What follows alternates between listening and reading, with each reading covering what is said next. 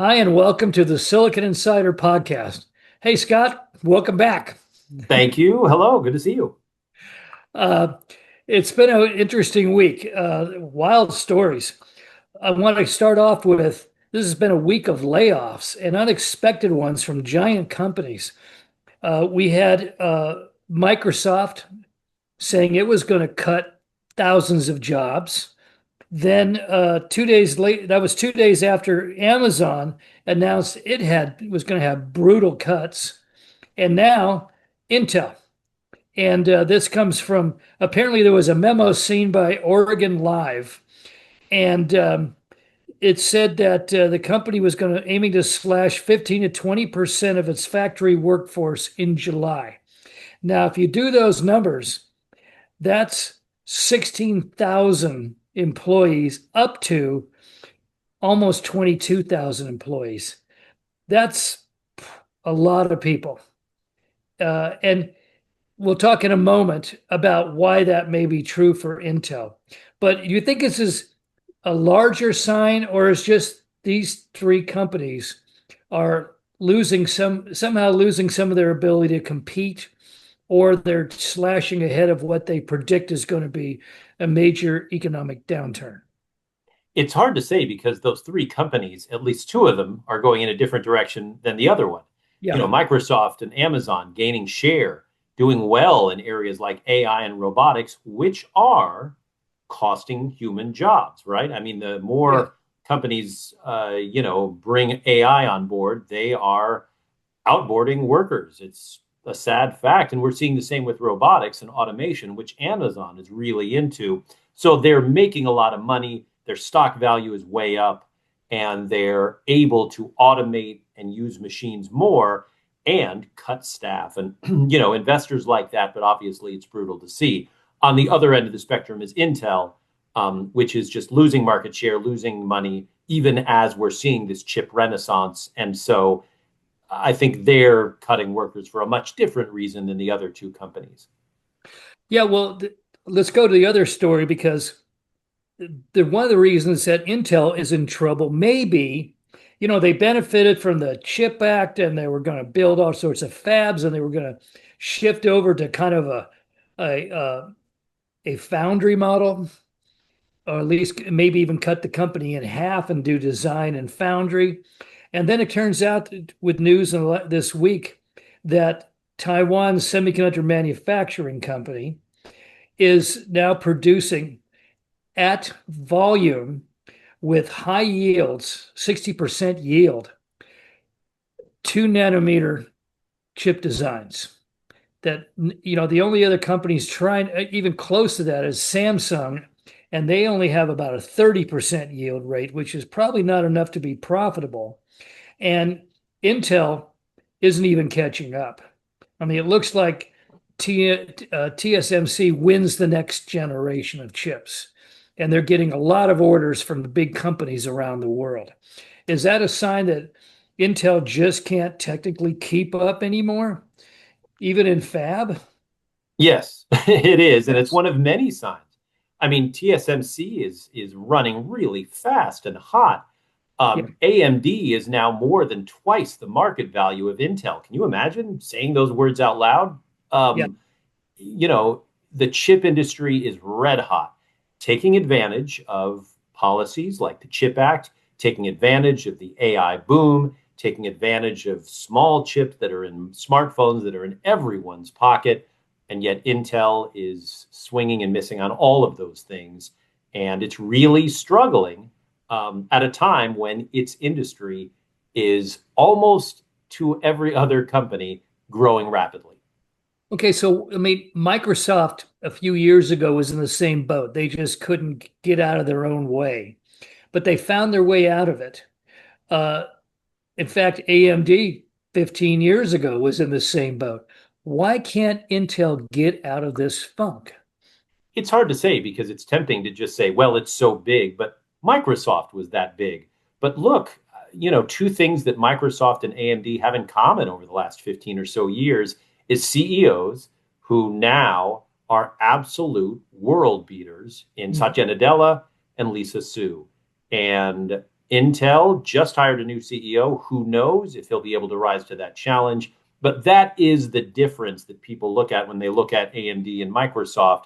New leadership, new direction. They trimmed a lot of fat and they got on board the red hot trains that were at the station at the time. Intel just did not, and they're still paying the price. Yeah, I mean, even HP, parts of HP are undergoing a revival by getting on board the AI train in their own way. And yet, Intel, which was the fieriest, most competitive company on the planet under Andy Grove, uh, I mean, I just find it shocking. Maybe I'm expecting too much from this company, but good Lord.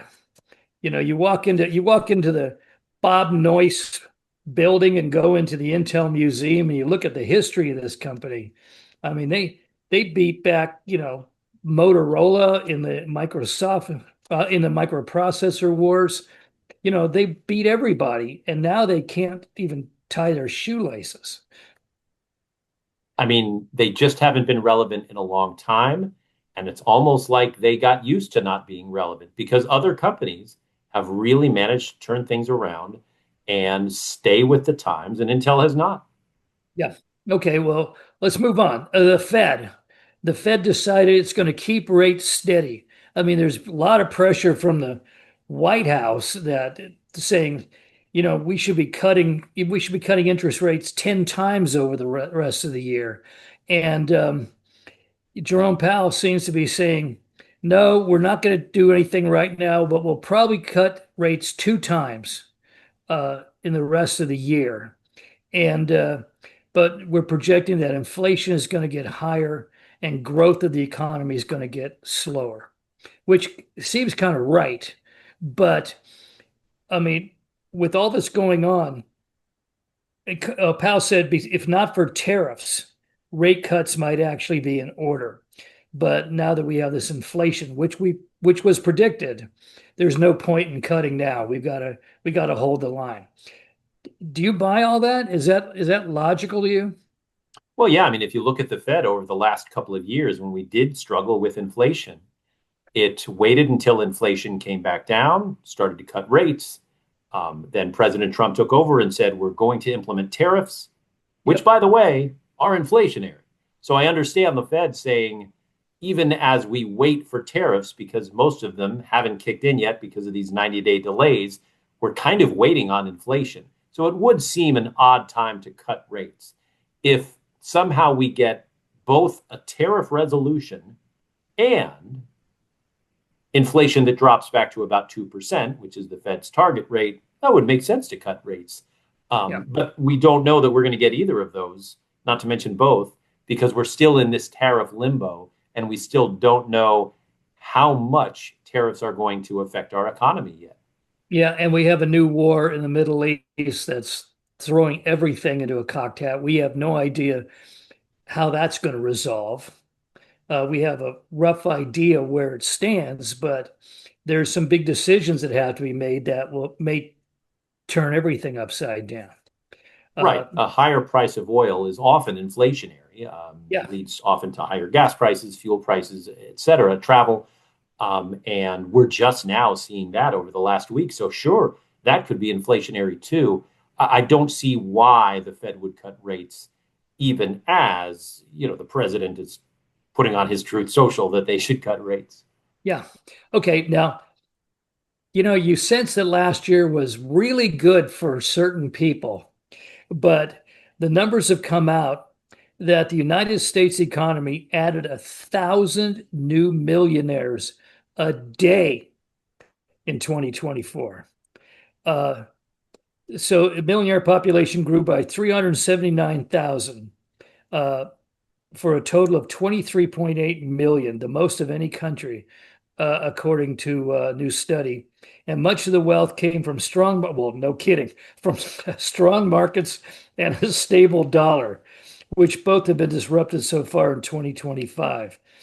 Uh, and now we have tiers, we have strata of millionaires. Being a millionaire isn't what it used to be because now we have gentlemen that are in the hundreds of billions. But nevertheless, the idea of you know that many 1,000 new millionaires a day still kind of boggles the mind. Right. I mean, there are a couple of things at work here. Look, the average price of a home across the country is above $400,000. So if you own a home, by definition, you're sort of halfway there. In many parts of the country, including where you and I speak, the average price of the home is a million plus. So if you own a home, I guess you're a millionaire on paper, right? And then, of course, the stock market, which has Of course. soared. There are many stock option holders that are also paper millionaires. So this makes sense in a way that we have become an investor society. And for those who are homeowners, the average price of what you're sitting on has just gone way up. Yeah. Well, in Sunnyvale, Mountain View, and Santa Clara, an apartment, basically an apartment condo for sale, 2 bedrooms, 2 baths, uh, as is just kissing $1 million. So that it's the cheapest housing place that you can purchase now in the middle peninsula is now at $1 million. Right. But put that in perspective for those who don't live here in Silicon Valley and who don't live in the Bay Area, a little perspective. That's in rock throwing distance of Apple, Meta, Tesla, Meta is Facebook, sorry, Apple, a giant Microsoft headquarters, Nvidia. I could go on and on. And these are the people able to buy multi-million dollar houses because of their stock options. Yeah, I mean that's how I explain it to the BBC when I go on the radio. They say, Sure. "Well, what's it like where you are?" And I say, if I got up on my roof, I could see six $1 trillion companies. That's life in Silicon Valley. And it boggles their minds because, there was a woman on from Pakistan and she was talking about how housing is, broken $100,000 and only rich people can afford that. And here we are. I mean, everybody you see on the freeway is basically a millionaire now. Well, I don't know about that, but there are a lot of them out there. Yeah, the tax cut bill currently being debated in front of Congress, that big, beautiful bill apparently is starting to rattle foreign investors because uh, America's always been the safe harbor for safety, the flight to safety they talk about for investment for funds and that sort of thing. But the dollar, in the midst of this war in the Middle East between Israel and Iran, uh, the dollar has not, barely budged, which suggests that they're looking elsewhere for where to bury their money to weather the storm. That's not a good sign. No, it's not something new either. We've talked about that for a couple months now. And other countries are looking at us wondering what the future is. Are Yeah, there going to be tariffs? Is our economy going to struggle because of them? And America is usually where they look for consistency and strength. yeah, And now many countries are looking with wondering what's going to happen next. And that hasn't happened in a while. yeah. I think that's inconsistency, but now we've added war, and war usually is a place where you hide your money, and this time it's not in the United States. I wonder, is it offshore accounts? I mean, Switzerland? I have no idea, but apparently it's not moving the dollar at all. Okay, the launch of Tesla's robo-taxi network will have to wait. There were rumors, apparently a lot of them, that it was going to be this week. And we now know that, at least in Texas, even if they wanted to, Tesla couldn't introduce the taxi because Texas has recently implemented all these new requirements about safety and everything else. And it's going to take a while for Tesla to actually build a taxi for Texas. The rest of the United States, Musk apparently said on X that we are being super paranoid about safety. Okay, now we here in San Jose we had a uh, a pedestrian get injured because it was a Waymo, but they opened the Waymo parked in the wrong parked illegally, and the passenger opened the door and a pedestrian slammed into it. Okay, we've had one person die from a Tesla accident, pedestrian, and it seems like states are starting to implement new laws and regulations against autonomous vehicles. And I don't know if that's what's delaying the Tesla robotaxi, or um, Elon Musk is using these new regulations as an excuse to cover the fact that his engineers aren't ready to release this thing. Right. I mean, Wait a sort of. minute. Or he always introduces things too early and then has to backtrack. Yeah, it could be any of those last two. I mean, there are Waymos doing thousands of rides every day, right? Yeah. And so if they can do it and they meet the standards, that's all we need from another company. Meet those standards and you can roll. And other companies are starting to build cars, starting to test cars. And so it should only be a matter of time before we see robo taxis out there. But I guess they're just not ready in a way that Waymo is ready already, or else we'd be seeing them on the roads. And so I give this time. This is obviously something new and very techie and all that stuff. But the fact is, it's happening every hour of every day in the Bay Area already. Yeah. And you can sense that this is going to be a robo taxi war as all these various companies start producing all these different models, and cities and municipalities do large scale purchases. So the fight for municipal contracts is going to be bloody, and I think we're only the beneficiaries of it. Right. For now, and I've got several of these apps on my phone. It's a little pricey, but so is Uber and Lyft. As these things get more competitive, prices should come down, and it'll be interesting to see what these companies offer customers to be the ones that they choose. Will it be price? Will it be comfort? Will it be convenience? Will it be the number of cars on the road? All sorts of factors. But the fact that we do know is that Waymo has done it very well so far. And that's the model everyone should be looking at. Uh, can't you see sometime in the near future, uh, two or three different brands of robo taxis colliding as they fight for for a fare that's waiting on the corner? No, because it'll be chosen by the app already. So they won't be like two taxi cabs trying to outrun each other. What we may see, and we see this with, we saw this with Cruise, we see this with Waymo, is many cars at the same time being flummoxed by, I don't know, a FedEx truck or a light that's flashing or something that humans would say, why don't you go and then I'll go and then she'll go. But robo taxis don't seem to do that yet. And that could happen with many different brands at the same time. Okay, that was a perfect segue to apparently uh, two different companies. Let me see, it's Google and Anthropic uh, are studying how the latest AI models navigate early Pokemon games. And the results are hilarious because uh, Google DeepMind has written in a report that Gemini 2.5 Pro begins to panic when a Pokemon character is approaching death. It uh, it can cause the AI's performance to experience qualitatively observable degradation in the model's reasoning capability. So essentially, it's acting like a human being. It's feeling pity and sadness and a sense of tragedy, and it begins to affect its thinking and all of that. And I find it incredibly amusing that it's happening with Pokemon characters. That's how I choose my friends, how they respond to various Pokemon characters. This all makes sense. Yeah, I'm not surprised. I thought that about you.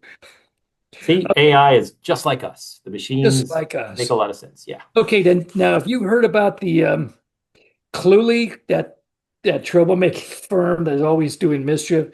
That it announced it was throwing a post. It was a party, an after party for a Y Combinator event. occurring on Monday and Tuesday, and it called it AI Startup School. And the events, the schedule of attendees included Sam Altman, Satya Nadella, and Elon Musk. Well, they announced that they had sent out, apparently, they announced they had invited all of Cluley's 100,000 followers, in particular, CEO Roy Lee. And but they actually did it to their friends and acquaintances. But the word went out, as it does in 2025, and everybody heard about it, and they said, well, if they're inviting 100,000 people, I got to be there. This is going to be the most legendary party in modern Silicon Valley history. So everybody showed up, thousands of people. They formed lines in every direction out of every door in the building where this was taking place. And then the cops showed up because they were blocking traffic and broke the whole thing up. So it's now the greatest. It's now the most legendary party that never happened in tech history. I don't know I think what there have been a few of those. Yeah, I don't know what to derive from all this, but it appears that you better do an RSVP to see if you're actually invited to something, especially if Cluley is putting it on. Well said. Yes. Okay, I so agree. and that's it. It's good to have you. It's great to have you back. And that's it. That's it for now, folks. You can find us on Spotify, Anchor, Google Podcasts, Apple Podcasts, and YouTube. You can see Scott on Facebook and X, and of course, almost every night on NBC Bay Area. And you can hear me regularly on the BBC radio show Business Matters. We'll see you next week, and bye bye.